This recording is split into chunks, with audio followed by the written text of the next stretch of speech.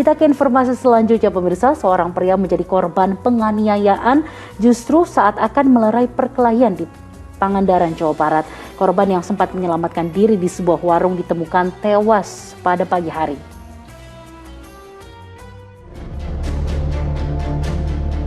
Sungguh malang nasib Muhdin Adrian, warga Dusun Akrangsari, Pangandaran, Jawa Barat. Korban ditemukan tergeletak tidak bernyawa di sebuah warung kopi lesehan di pinggir Jalan Nasional Kalipucang pada Senin pagi. Pria itu diduga menjadi korban penganiayaan oleh sekelompok pemuda justru saat akan melerai pertikaian. Korban yang menderita luka di sekujur tubuh sempat menyelamatkan diri sebelum ditemukan meninggal dunia. Ya itu masih korban mah cuma mau melerai. Oh cuma mau melerai, tapi malah yang melerai itu malah diserang gitu. Iya, diserang. Selanjutnya mungkin kami melaporkan kepada tim Inafis Polres Ciamis. Dan berikutnya mungkin tim Inafis Polres Ciamis setelah datang dan melakukan olah TKP di lokasi kejadian. Usai olah TKP oleh tim Inafis Polres Ciamis, jasad korban kemudian dibawa ke Bandung untuk diotopsi. Eko Setiabudi melaporkan dari Pangandaran, Jawa Barat. Astagfirullahaladzim, semoga pemuda tadi bisa mendapatkan tempat yang layak di sisi Allah Subhanahu wa Ta'ala atas kematiannya.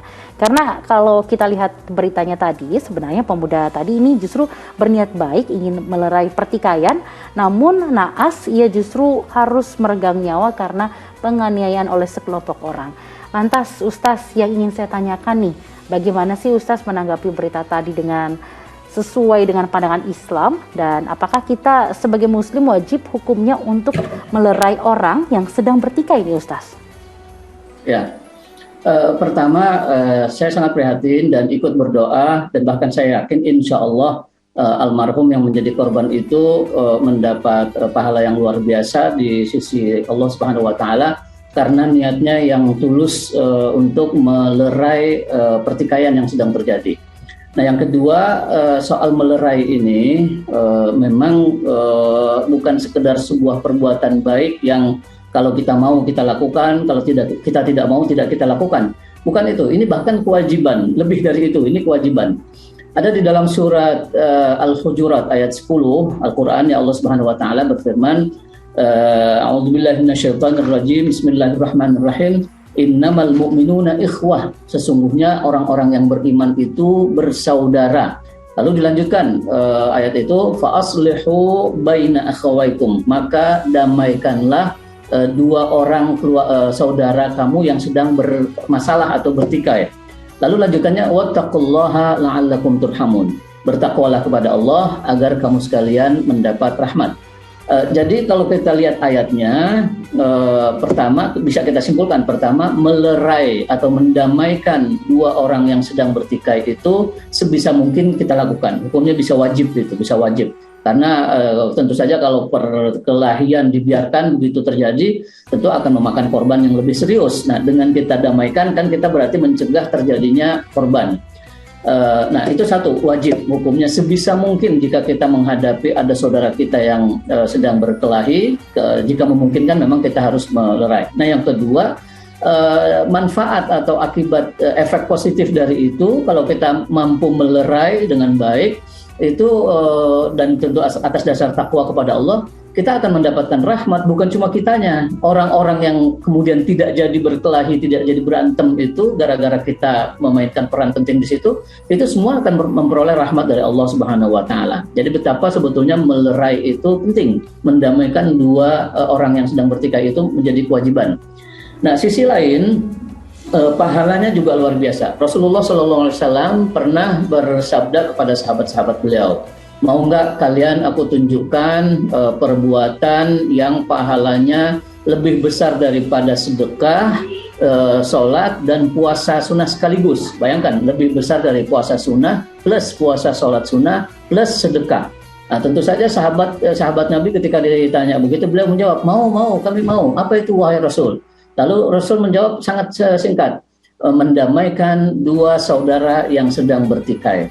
Artinya kalau kita mampu mendamaikan dua saudara seperti yang dilakukan oleh saudara yang diberitakan tadi yang menjadi korban, itu insya Allah dengan niatnya, dengan kelakuan tindak lakunya dia mendamaikan itu, dia sudah memperoleh pahala yang lebih besar dari puasa sunat plus sholat sunat plus sedekah. Sungguh luar biasa.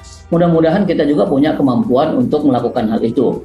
Nah, karena itu kemudian ketika kita melakukan upaya damai semacam yang dilakukan oleh korban dalam berita ini, kemudian kita menjadi korban, entah itu luka-luka akibat pukulan salah satu pihak atau bahkan menjadi korban meninggal dunia seperti dalam berita ini, itu saya sangat yakin pahalanya atau ganjaran dari Allah itu surga, karena dia mati dalam keadaan sedang mendamaikan orang, bukan mati dalam keadaan berkelahi. Yang berkelahi kan orang lain, dia bukan sedang berkelahi, dia justru menjadi korban.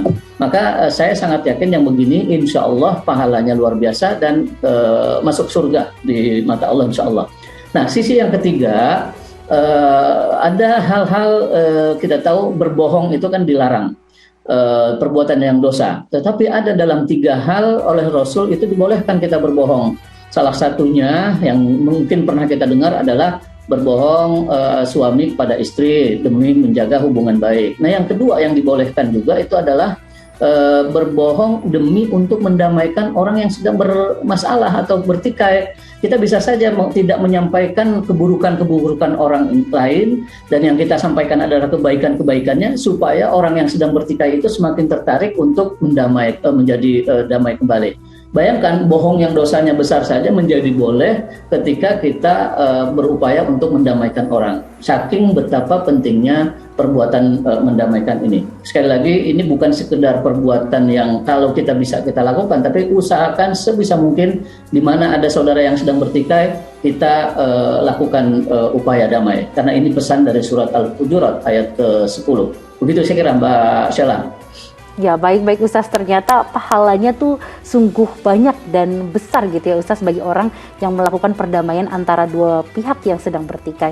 Dan insya Allah semoga hal-hal seperti berita tadi, jika kita di tengah-tengah nih ingin melakukan perdamaian antara dua belah pihak, semoga kedua belah pihak ini justru tidak marah atau mengamuk kepada orang yang ingin melerai permasalahan kedua belah pihak ini Ustaz.